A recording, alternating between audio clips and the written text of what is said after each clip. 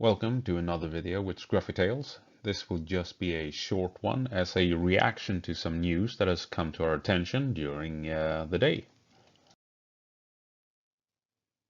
So news is popping up in Twitter, this excellent source for qualified information. Let's start off by saying let us have a massive barrel of salt ready just in case this is complete BS. But what Twitter is telling us is that CV90's are being used in and around Bakhmut, which is interesting considering the massive push that Ukraine kicked off during the Prigozhin incident in Russia. And this is basically all we know at the moment.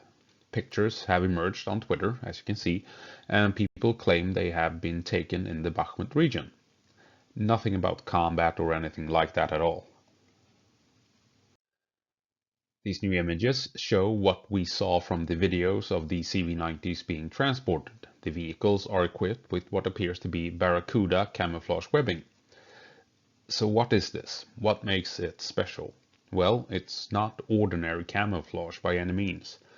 According to Saab, this webbing provides protection to various degrees against ultraviolet sensors, a full host of various infrared equipment, and even radar.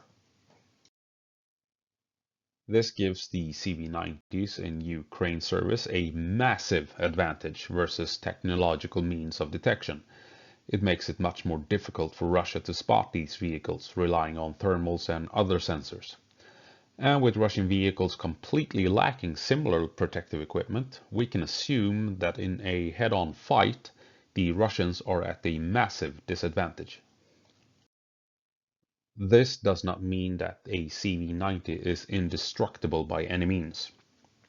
It does, however, mean that each CV90 will be able to kill more Russians before Russia gets a chance to knock out each CV90. And considering that these CV90's have been given this type of technology, it makes me curious if Sweden has provided Ukraine with the 3P ammunition.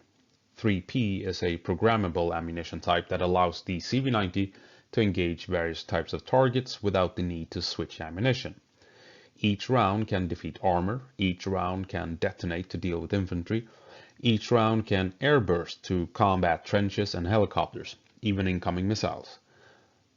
Like I said, unknown as of yet if Ukraine has received this type of ammunition.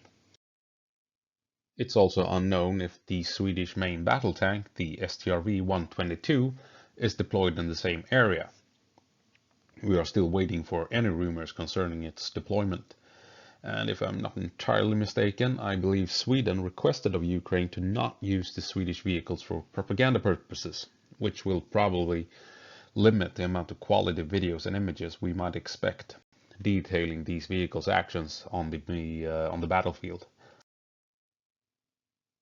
That said, we know damn well that Russia will not hold back pointing out if and when they manage to destroy a CV90. So while we might not get all the juicy details from Ukraine, as long as we don't get anything from Russia, we can assume that the CV90's are successfully wreaking havoc on Russian lines. But as always, do not expect CV90's to steamroll the Russians. CV90's will be destroyed. Crew and infantry will get killed. It is inevitable. It is a war, not a computer game. But whatever damage Russia manages to inflict on the Swedish vehicles, rest assured that these vehicles will deal out 10 times the punishment on the Russian forces. In the end, Russia will remember that Swedish steel cuts deep. We'll see if and when we get more information about the Swedish vehicles down in Ukraine, and all we can do is hope that they will help Ukraine in defeating Russia and kicking the Russians out of the country. Until then, gå på marsch, Ukraine, and give them hell.